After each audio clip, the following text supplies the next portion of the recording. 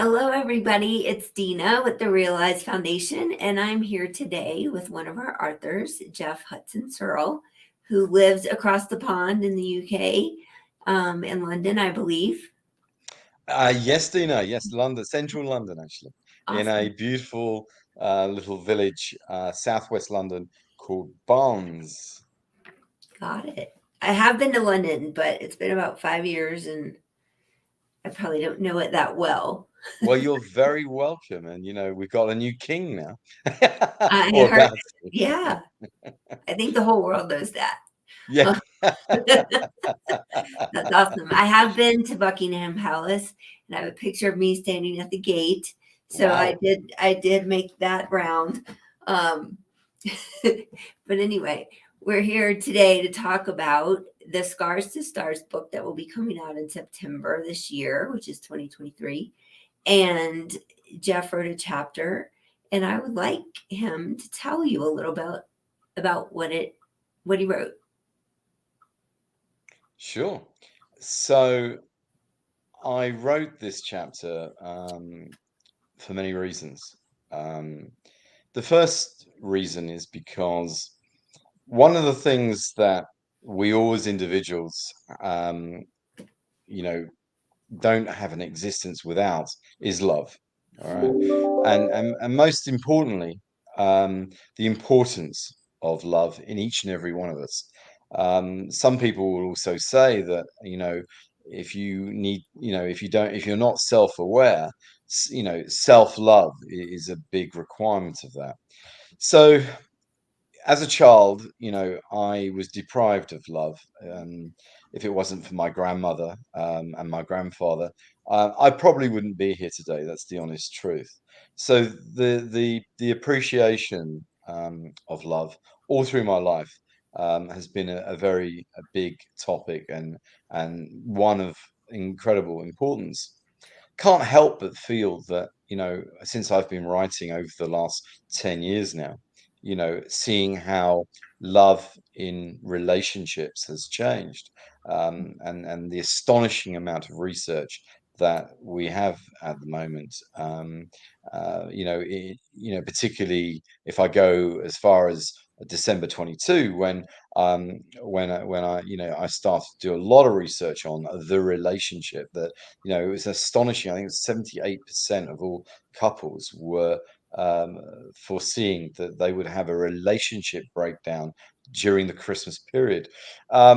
That to me spells out that we are being too transactional with one another, actually, and we're not concentrating on what really is important, because what we don't figure out is that with all the great technology that we've got in the world, and don't get me wrong, we all couldn't really survive without a certain amount of technology, but I think that there is too much technology, and not enough human balance, value systems, being able to connect. When I mean connect, I mean truly connect, heart, body, mind, and soul with one another. And families, little children, even at the age of 4 and 5, they can see mum and dad, they can see granddad, grandma, and what's the saying?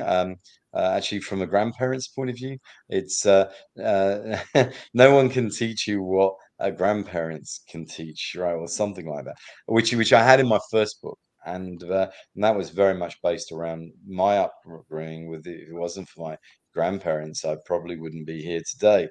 Um, so I think I have a lot to have gratitude for in that regard. But the power of love and the power of the connection, I think we've got to deeply get back to. So it's very important that I talked about love. I also talked tremendously about, I believe that each and every one of us are shaped by our own individual experiences. But then I started to really sort of talk about passion, because I think that, you know, in a relationship, yes, you need passion, but you need, when I mean relationship, it could be a relationship with your employment. It could be, you could be an entrepreneur, and you're passionate about what you do to others, and how you give to others, and how you're on your life purpose as a direct result of passion. And I have talked about this subject a few times as well. Good friend of mine, again in the chapter, Joe talks about one of her books, which is simply dot dot dot. Love is simple. Well, it's not that simple, actually. And I talk with experience. But that was a metaphor, in regards. And I have followed her work, and she's quoted obviously in the chapter, because I think that one of the things we've got to get back to is love, and I think we've got to get back to our one-to-one relationships. We're not trusting one another. We're not trusting the platforms of the technology that we use.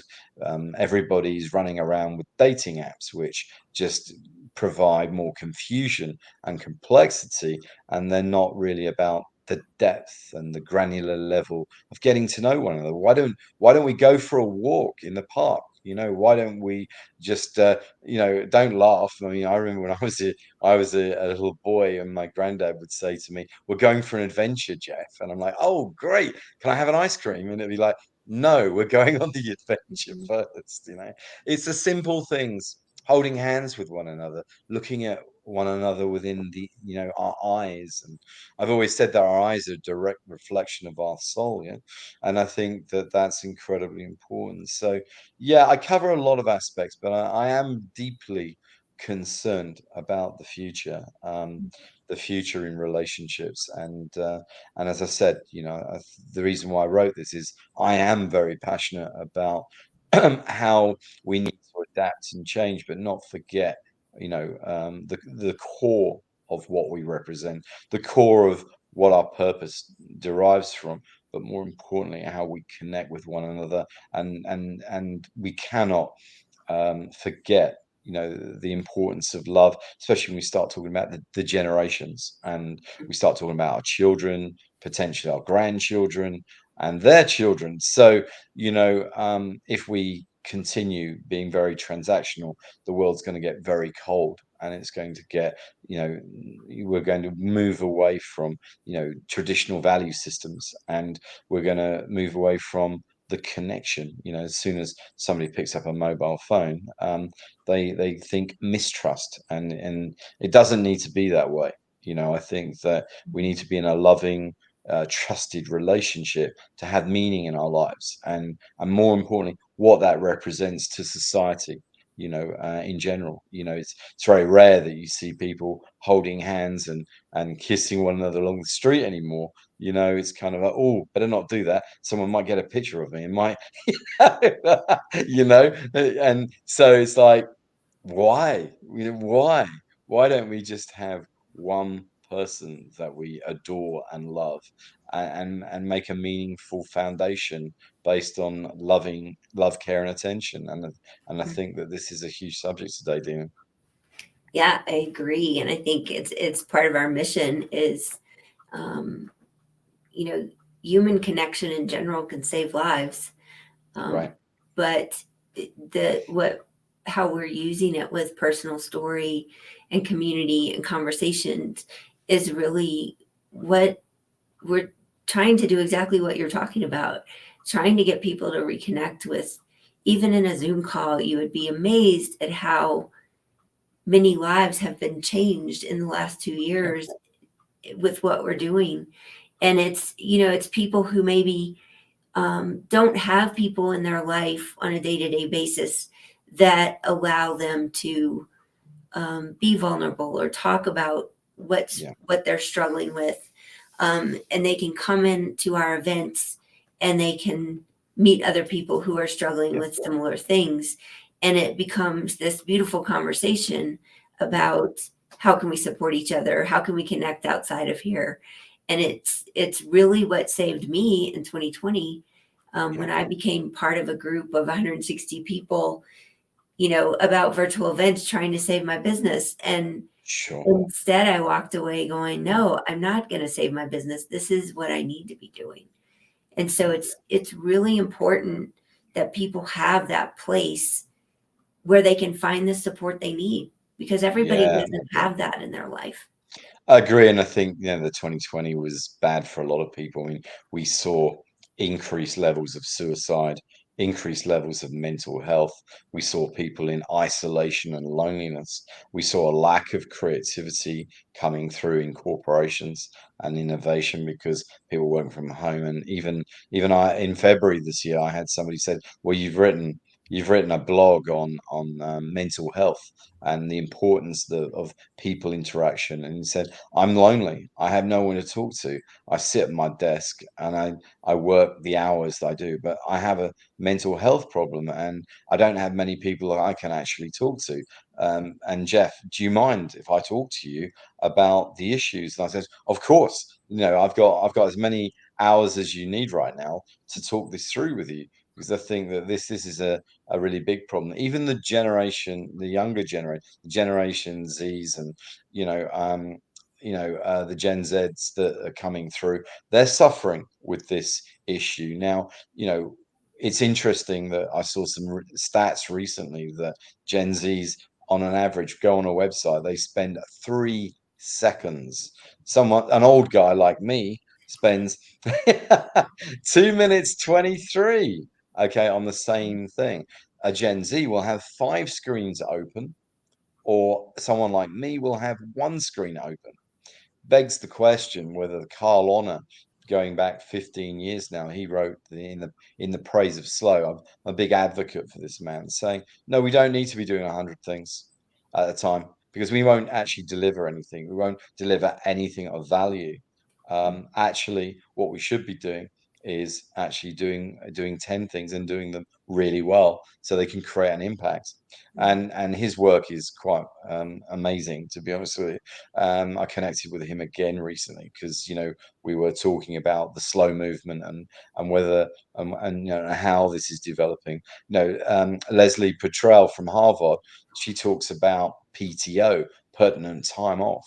And she she wrote a great book called Sleeping with Your Smartphone.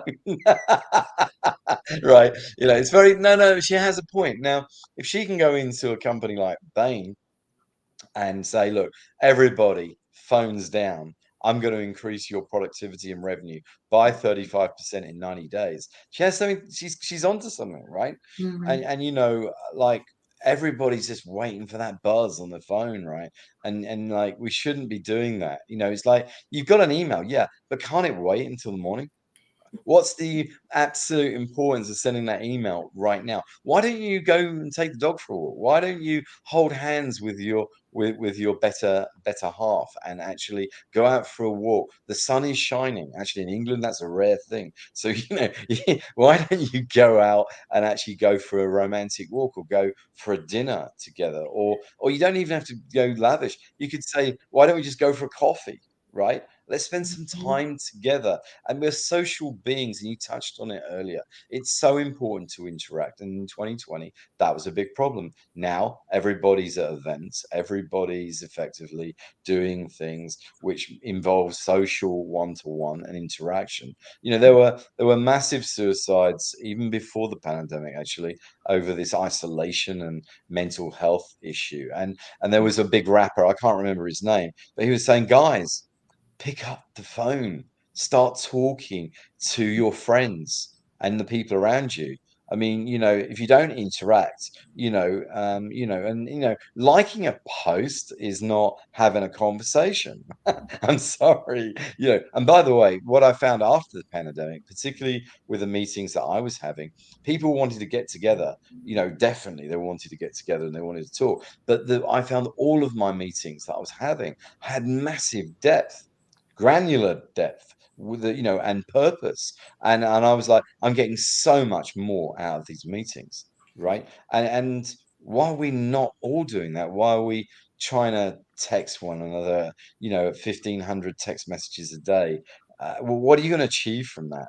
Seriously. And I've heard some horror stories where, the boss is sending a Slack message to someone expecting them to deliver off 3 lines, and they're like, I need to speak to you. And well, I haven't time to speak to you. Well, how do you expect to get the quality in anything delivered if you're not going to actually openly speak to one another and actually interact and actually get to understand one another? I mean, trust is based around effective listening. One, I think we've all got to learn a lot there.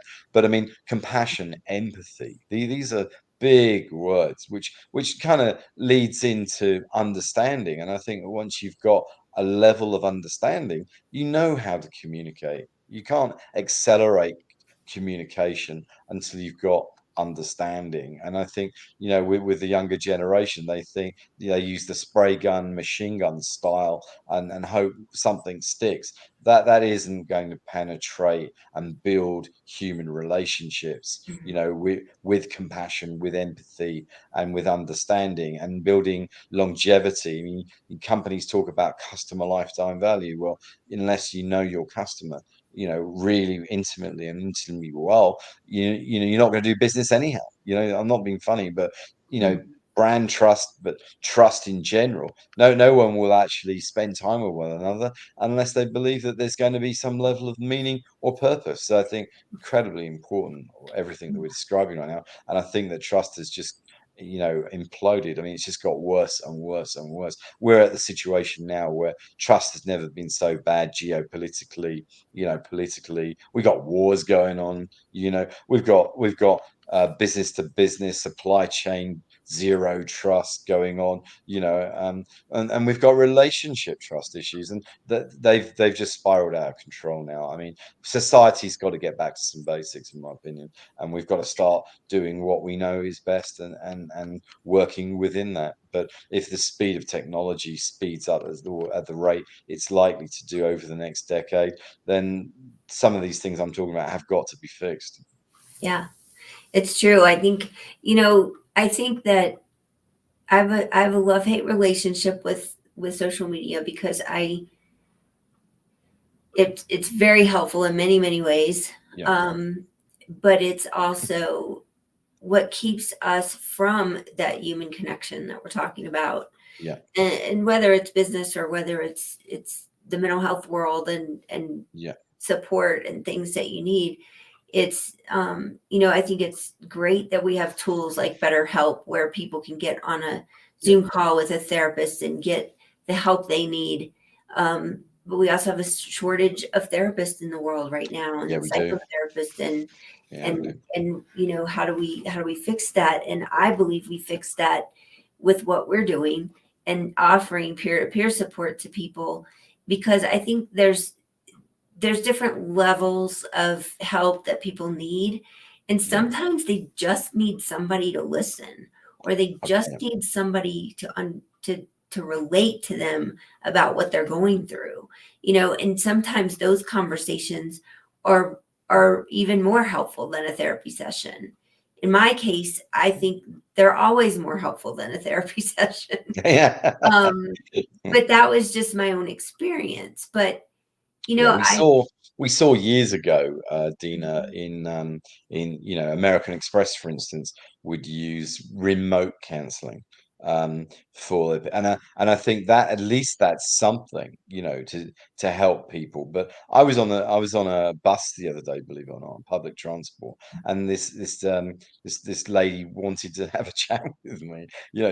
God bless her, she was about 80, 85, and we're chatting away until I had to get off my stop.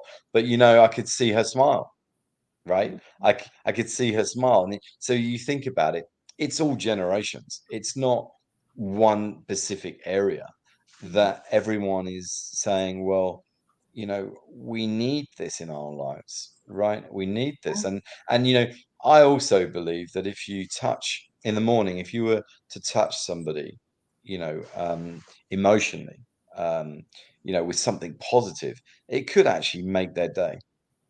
And absolutely. you see what I'm saying? Yeah. It's like I was in a supermarket the other day, and this man, he had a cake and he had a small bottle of wine, and I had all my shopping, and I was like, "Sir, please, please, please, please go in front of me."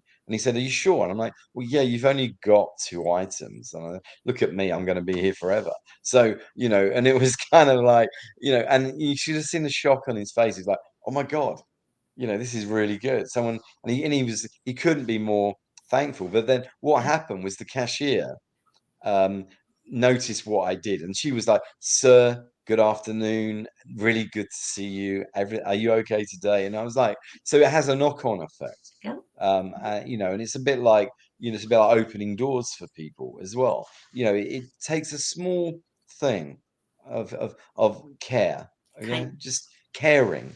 And people want to know that they're cared for, right? And if you don't have any family, and if you don't have any friends, you know you're either going to have a very bad experience out with society, or you're going to have a very good experience. Now, the pandemic, there was people fighting over toilet rolls, right? Pasta. What was going on with toilet rolls and pasta? I mean, warehouses full of toilet rolls and pasta, but yet people were fighting in the aisleways as if this is going to be, I've got to emergency stock, and so I think we weren't thinking about community enough. We Mm-mm. weren't thinking about society enough. And all of this was, again, breaking down the trust barriers, just breaking it down. And in my last book, you may remember, but I talk about trust as a currency, as a bank account.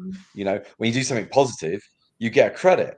But of course, when you do something that's not so great, you're going to get a debit, right? And in some weird way, it's kind of an interesting way of actually managing people's expectations. Because, look, I'm not saying that we're always going to be in a fantastic mood every day and everything's going to be perfect, because we don't live in a perfect world. But what I do say is that we don't need to do all this self-gratification. Maybe what we need to do is start giving gratitude and love to others, and actually making other people feel good, because Yeah. And it's the I small talk things. all the time about kindness and how um, you never know what the person next to you is really dealing with, whether it's a Absolutely. stranger or your spouse. Mm. There's Yeah. always something that is going on in people's head that you'll never know. Yeah. But just that act of, like you said, opening the door, saying hello, letting someone go in front of you at the grocery store, all of those things create endorphins Yeah. and positive energy for people that need that in their life. And like I said, you never know who that Yeah. is. And if I always say I've spent a whole career in hospitality. So I say hello to everyone, no matter where I Sure. am. I pick up trash on the sidewalk. Like that's just what I do because of Sure. my career. And it's so crazy how I've seen stories of like somebody who dropped their bag and their papers fell out and somebody stopped and Yeah. helped them pick it up, and hearing it from the person who dropped their stuff and how much of an impact that had on them, that Yeah. strangers would just stop and help them. And Yeah. it's really something that we all need to be more mindful of. It's um, true. I mean, look, I went to the gym this morning. I go very early in the morning, so I'm normally up at 5:30 a.m. and I normally leave the house by 6 at the latest. And every every sort of Monday, well, today, yeah, and Thursday, it's really funny. There's a lady, and she always says, "Hi, how you doing?" And I'm always saying, "Yeah, it's great." And I'll always say kind of things like, yeah, it's a bit early, but it's a positive day. And she just feeds off positivity. And this lady is so lovely, and I see her always at 6 a.m. in the morning. you and on my street, I'm one of the first to leave to go to the gym, right? But what a great outlook. I mean, what a great attitude, what a great outlook. And look, I appreciate that we're all different, and everyone has a different way and different perspective, different way of looking at life and things in general. But I think we need to make more of a concerted effort in helping others, because that's the only way that we can create a better society for everybody to survive and live in. Everyone's got issues. I mean, I don't know anybody on the planet that, but you know what? You're not going to get through those challenges. And by the way, you will get through those challenges. I remember the great Bob Marley. I don't know if you remember this statement, and he always said, "You never know," something like, "You never know your true strength until you absolutely need it." Now, I know that I have been in a part in my life where I felt as if angels were picking me up, and it was like, you are going to continue, you are going to keep going. And, the chips were down. I mean, I was going through a particularly, um, a big part of adversity in my life at that time. But amazingly, I'm here today. And more importantly, how powerful that felt, right? But Mhm. as I said, everyone's different. Everyone's got a different set of issues. I mean, and no one's going to be generically the same. You can't put all of us into little boxes and hope that that's there's one rule for everyone, command and control, because that's not what us beings do, you know. And so, we do need more creativity in our life, but we also need better manners, and we need better etiquette, and we need better ways of communicating, right? I Yes. mean, where I live, I love where I live because most people will say hello to you. It's like, Yes. do you That's know what I mean? So it's not, but there's a lot of places where heads down, no one's interested in one another, and you could just be catching somebody at the wrong time in one of those experiences, right? true. For someone to do something quite tragic with themselves or their lives, and really, we should be doing more. We should be doing more, you know.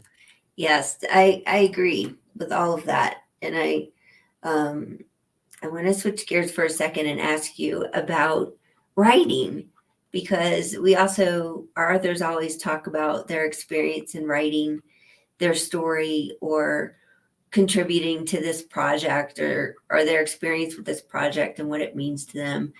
And so I'd like to ask you that question of whichever part you would like to talk about. But also, you mentioned to me before we got on this call that writing saved your life.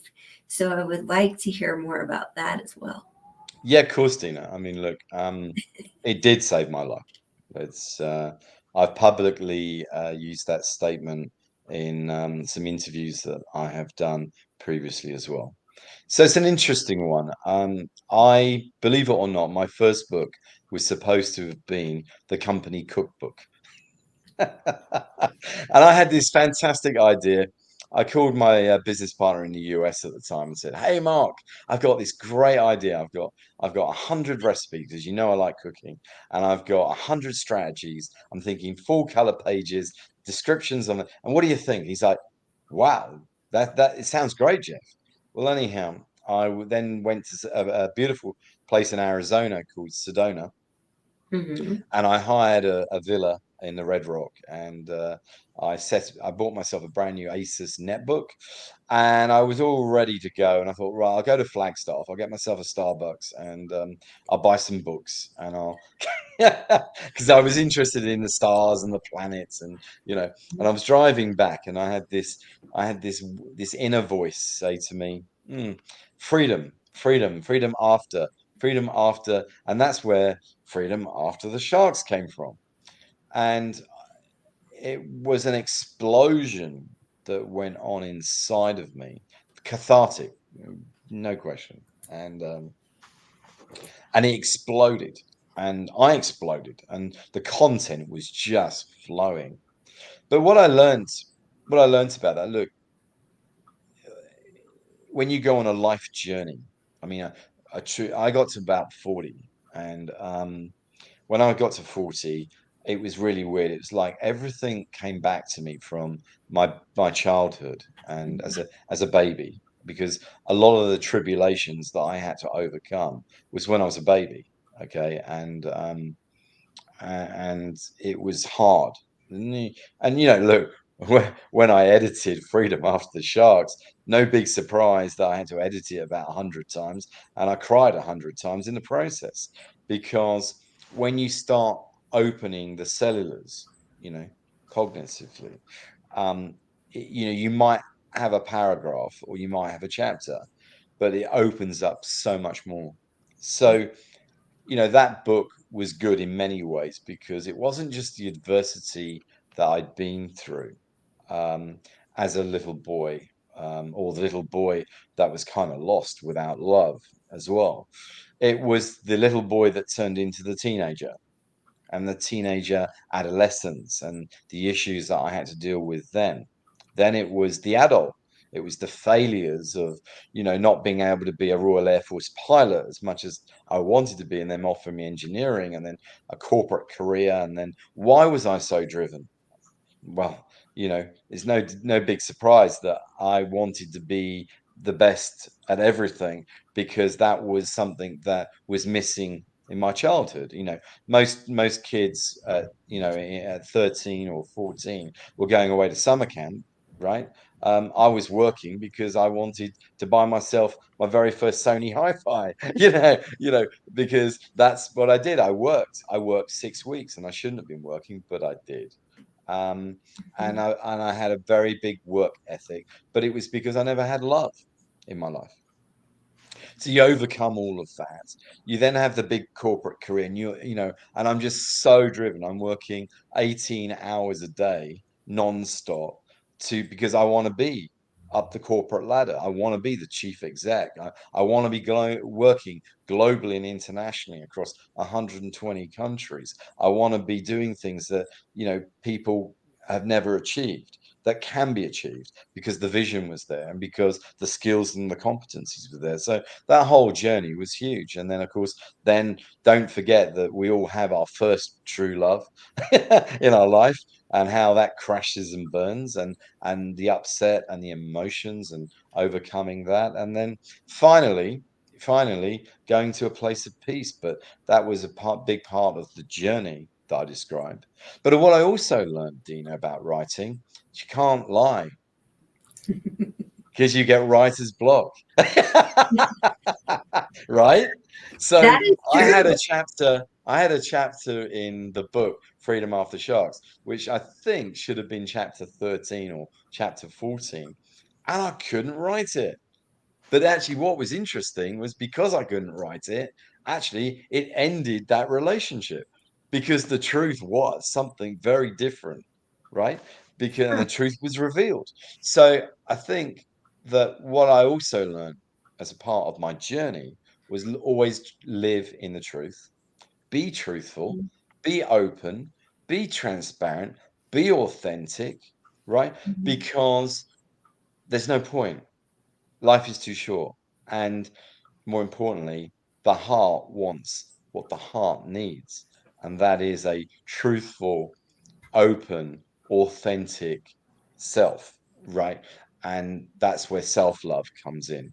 So when you finally meet somebody that has the same, you know how two hearts come together and how powerful that is when two people have been through adversity, but they come together with that burst of kind of love and self love, and then openness and sort of authenticity, yeah, and Yeah. transparency, where words are not held back, where you live in a place of harmony and love, right? But that was the hardest. That was, well, I still have dinner parties around my house, and we're all around the table, and they're like, "So, I want to talk to you about my new book." And I'm like, "No, no, no, no. Let's talk about freedom after the shark, shall we?" So we always go back to that, and they always go to certain chapters Mhm. naturally. But I did get a lot of emails from people because when I wrote that I started writing that in 2009, I think it was. And I got a lot of emails saying thank you for writing that book, because in those days people would say, this is me, I'm a Fortune 100 CEO, I'm successful, blah blah blah, but they never talk about their personal journey. I Mhm. did it for the first time. And funny enough, there was a senior executive at Barings Bank, who brought me in. He brought me into the big boardroom, like a 30 sit down boardroom. Is a mirror. You could see yourself in the table. And he said to me, I'll never forget his exact words. Are you mad? I'm like, No, you're mad. And he said, I said, why? He said, well, look, you've written a book and you've totally exposed yourself. Your career is finished. So I said, well, it's really nice of you to say that. I said, but can I ask you how many books that you've written and published? And he said, well, none. Well, my decision. He said, Geoff, I'm telling you now, your career is finished. And I said, no, it's just starting. And so that will never, I'll never forget those words. And I guess that probably gave me the firepower to say I've got to do more. And then it was Joe. Love is Simple said to me, "Well, Geoff, you're not an author until you've done a second book, right?" And unfortunately, that happened on the third, the fourth, the fifth, the sixth, Yeah.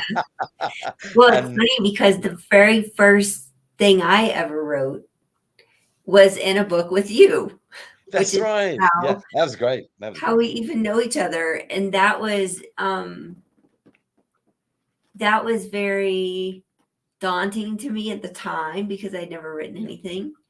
Um, and now I feel like I'm just thankful that Tom reached out to me because I would have never probably looked for that opportunity, yeah. because I was busy and running a business and all of that. Well, I But was I I was had not a just touched, I was sad about that book because mhm, Tom never told me about his health and about his situation.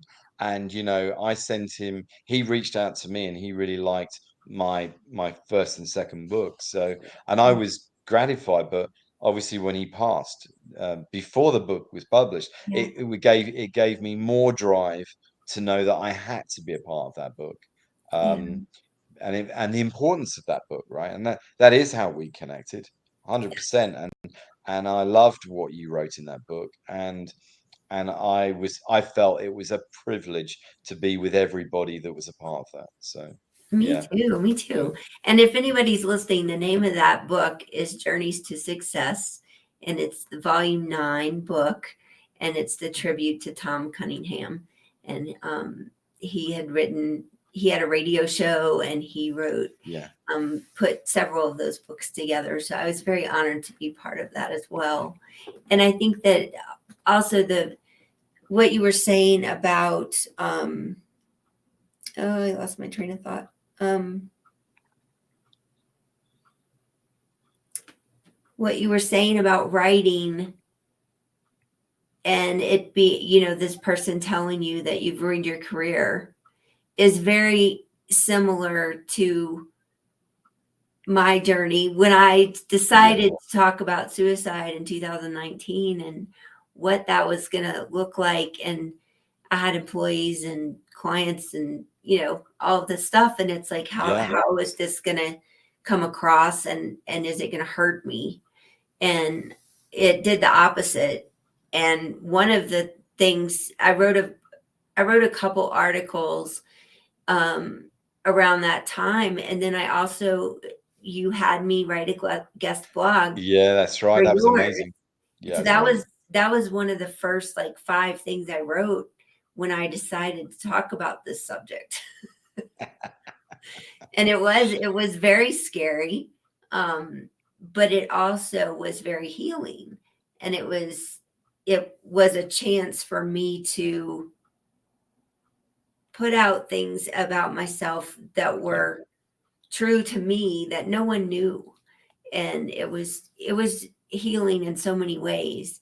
And there are people who, haven't really acknowledged it, but Yeah, yeah, there are so many people who have been thankful for that because it helped them be able to know they're not alone so they can talk about their journey, or totally. maybe it just helped them learn something about themselves. And so it's really important. It's really, really Yeah, important. funny that. I mean, like you, I've been writing since 2010, really, on blogs. Probably written about 600 articles now, over that period, and I've written about an awful lot. But every now and then I drop in an article about love. So I just drop one in now and again, and it's funny how, because it's so different. It's like it's not leadership, it's not corporate governance or the board and this and that. It's actually about love and self-love and what makes relationships. So it's I've done that, Dina, and Mhm. I've really enjoyed doing it because I think it's real. It's Yeah. real, and it's something we all can touch. And actually, it's something that we can all improve upon if we really wanted to. The question is, how much do we want to improve? Everyone is always self critical or very easy to say, oh, well, no, no, no. How much do you want to commit to? Because we're changing all the time. Transformation is every minute of the day because we're never going to be the same than we were a year ago or 2 years ago. And a pandemic, of course, raced our behavior.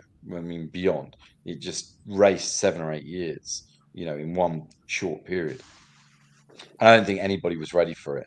I think it was long overdue. I mean, I think there was a lot of stagnation, and I think there was, we needed a fresh set of eyes sometimes at looking at things, especially when things don't work. Mhm. Unfortunately, relationships took the toll. Many relationships fell apart, needed to change, and so forth.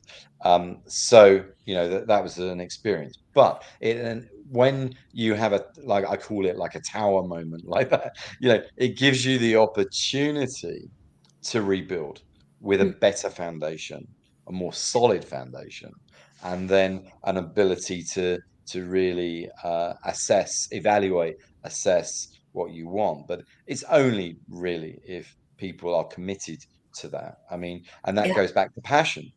How much do you really want this? So, and I Mhm. think that's in regards to anything in life, whether it's a career moment Mhm. or whether it's personal. One of the same now. We Yeah. are living in one of the same, um, but we've also got to give ourselves a little bit of credit. When we don't, Mhm. I think that's really important for self-esteem, and because Mhm. um, we all work hard, but we also need to recognize that we do have loved ones, and you know what, if we can make time for our loved ones. We really can. We can make more time, but the question is, how much do we want to do that? Mhm.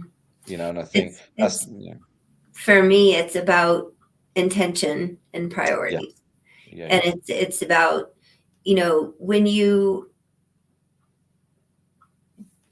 when I was running my business before 2020, I was never home. I was always traveling. yeah, I My husband and I spent about 10 years where we weren't even together half the time yeah, because one of us was traveling. sure, And for me, I was very driven, like you talked about. It was always like, I need to prove myself. I need to achieve this. I need to achieve that. I need to get that award. I need to do yeah, all these things.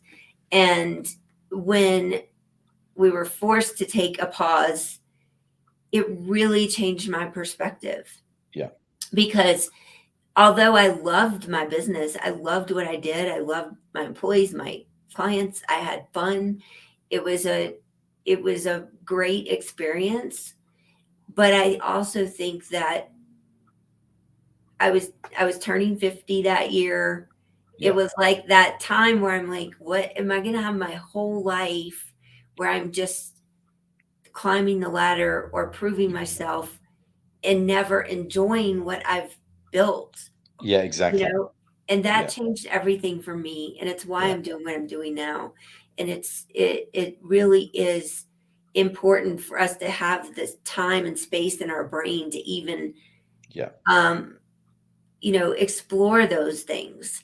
yeah. And so I never really thought about it before the pandemic because I never had time to. And Yeah, I so mean, it's I was at a dinner last week.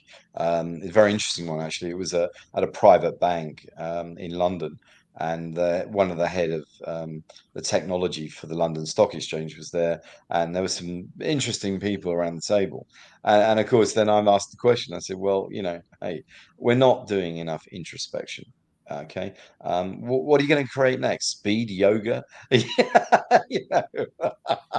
So and of course I had the whole table was in hysterics laughing, and then this guy said, actually, that's a good idea. Oh my goodness. Right, because your introspection is where I really touched on for that, because Yes. I've written about introspection and the power of it. And the power, it's always when something bad happens that you get perspective for a short period of time, but that's not enough. Right. Right. It's not And enough. And a lot of things that you have to address on a regular basis are because suddenly you've just had an awakening, right? You're just woken up to the fact that something's happened, and then there's a dramatic change in emotions, cognitive, otherwise. But we shouldn't have to have an excuse like someone passes away, or somebody gets diagnosed with something quite serious, or there's a war, or to have people change their mind or perspective on things, and then go into introspection, right? It should be something that we do freely, right? mhm, Freely. And I think that we need to have more self-love in ourselves, and appreciation and gratitude with mhm. others, is incredibly important from where I'm standing. Yeah. And that, it's got to be intentional or it doesn't happen. Yeah, of course it does. Absolutely. It has to be. Yeah. Look, and the So, greatest thing happens when you give intentions. mhm, The greatest things happen. I mean, really. I mhm, mean, quite fantastic when you do that, versus no intention, right. just expectation, right? So Yes. I think that, look, I say my gratitudes, and I say my intentions, on a regular basis. And it's funny how everyone's like on a wellness trip now. Oh, yoga, oh, wellness, meditation. I'm going Yeah. to go to a spa retreat and do some meditation. Well, why don't you do it at home? Yeah. You know. Um, I wanna ask you, we have a little bit more time, but I wanna ask you about the organization that you um, are an ambassador for, and that's Love Absolutely. 146. So I'm gonna put their website at the bottom of the screen so everybody Sure. can see that. And I want you to tell me how you got involved and what it means to you. Yes, so I got involved. I was, one of my corporate roles, many, many years ago, at RG Group. We acquired an organization called the ARC, which is the Association, for the Recovery, of Children.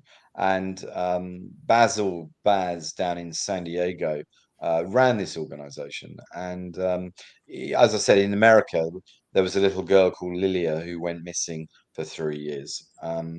And the CIA couldn't find her. So they reached out, to Baz and with his analysts, and they found her in about 6 days, I think it was. And the little girl, unfortunately, was taken, by a paedophile, and was in location, um, in Costa Rica, which is in Central America. So Basil got together a detail, Delta Force. CNN were actually on that trip, and it was a 3-minute operation. They landed, as you can imagine, Delta Force kind of dealt with the proximity in the area. The paedophile's head was in the floor, with armed, guards around him. The little girl was taken back, and then the ceremony of, because the little girl can't go directly back to the parents. It has to go through, counseling, medical checkups, and under the court of the US Supreme Court, there are certain guidelines and rules. And then the mother was brought together, which brought tears to my eyes. No big surprise. And I was hugely impressed, with Basil's operation, and he still operates today. He has 100% hit rate in the recovery of children, trafficked, or taken otherwise, right? So that kind of spurred off my interest in helping organizations further. So then just after that, I was invited into Love 146. And be honest with you, I was hugely a fan of their work. They were the first organization in those days. Even churches were the word trafficking, okay, was a dirty word, right? Really big dirty word, and it was, these children would escape, try and escape, and they thought we'll go to a church, and it was difficult. So what Love 146 did, they miraculously put a project together called the Roundhouse, which is effectively was a 24-hour house that children could go to. Now, sad as it seems, there is a statistic that a child has to travel 4,000 kilometers to get to safety. So that's kind of they escape, they kind of end up under bridges, they rough it, they survive, and then eventually they get in the hands of safety. And safety can mean um, two things really. Obviously, in an environment that has got psychological safety, where they have trauma treatment, they're medically looked at, and so forth. And then once ready, and it can take time, before they get into the right hands, bearing in mind that some foster parents who work on the dark side then just sell them back into the system, which is horrible. And we just don't want to talk about that too much. But there are really good foster parents out there who love and cherish these children and want them to have love until they can. Basically, it's true. I mean, I cried. I mean, sorry, I got involved with Love 146, and then I started helping them on the fundraising side originally, and I became an advocate for government lobbying and so forth. And then they invited me in as an ambassador, and I did a lot of work as an ambassador, which I'm very proud of. And I remember 2 Christmases ago, there was a knock, knock, knock on the door. And then I opened the box, and it was "Dear Geoff," an embroidered piece where it said "Dear Geoff," and thank you for everything. Love the children at Love 146. And I just broke down and I said, Christmas for me has no relevance because it's all about the children. And I was very driven for that for about 10 years. And then last year we had a Christmas campaign gala, and one of the girls wrote that what they've been very good at is doing two things: setting up an art institute at the Love 146, so the children are able to express their kind of anger. Well, it's a way of dealing with anger management. It's Mhm. to put that into art. An expressive art, but also into poetry. And one of the girls there, Zara, her name is, she's incredible. She did a whole poem around what is home. Home is on the run. Home is in a truck. Home is in the boat. Finally, I've home is with love, with my new parents. My new foster parents, and very deep words, and does poetry as well. So I think again, I go back to why I started writing. And when you start seeing some of the children putting that into poetry, it's not just creative and arty, but it's an outlet to deal with that. So yeah, look, I'm very incredibly proud of what they do as an organization. It's not just across the pond, it's North America, it's Mexico, Peru, Ghana, Philippines, Thailand, around the world, dealing with all the organizations, because trafficking is just a small part. Children trafficking, boys and girls, by the way, is just a small part of the sort of the big cartels. You're dealing with gambling, you're dealing with prostitution, you're dealing with drugs, you're dealing with children. It's all a part of that trillion dollar empires that they have around the world. So, but yeah, I think I've always believed that children, when they're brought into this world, um, should have love by mum and dad until they're at an age where they can make certain decisions, right? Mhm. Not that they shouldn't be kidnapped and they shouldn't be trafficked. All right. Sure. Yeah. So I'm a great believer of that.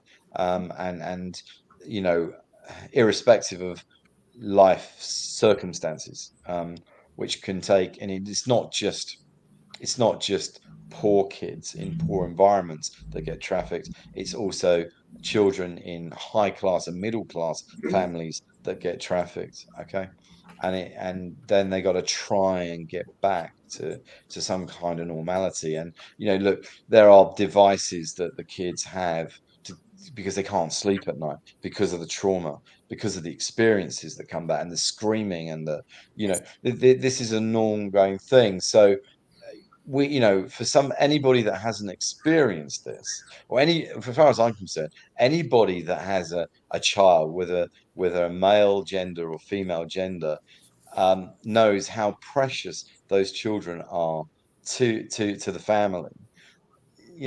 Not all kids have the joy or the love, right, to continue. Now, the reason why it's called Love 146 is because the two co-founders were in Bangkok.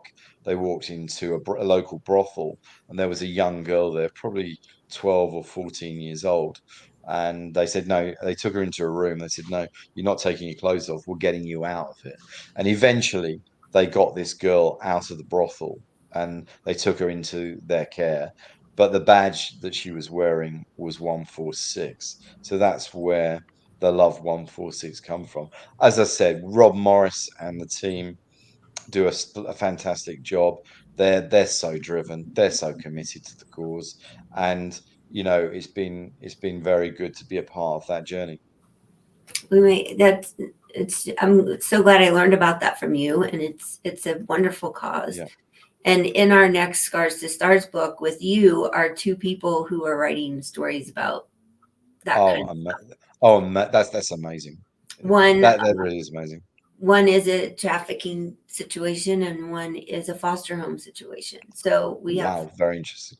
both of those stories coming in this same book, and they're very and Lori, the one who was in foster care, did publish poetry. That was she was That's telling me fascinating. when I met That's her, fascinating. Yeah, and now that's she's fascinating.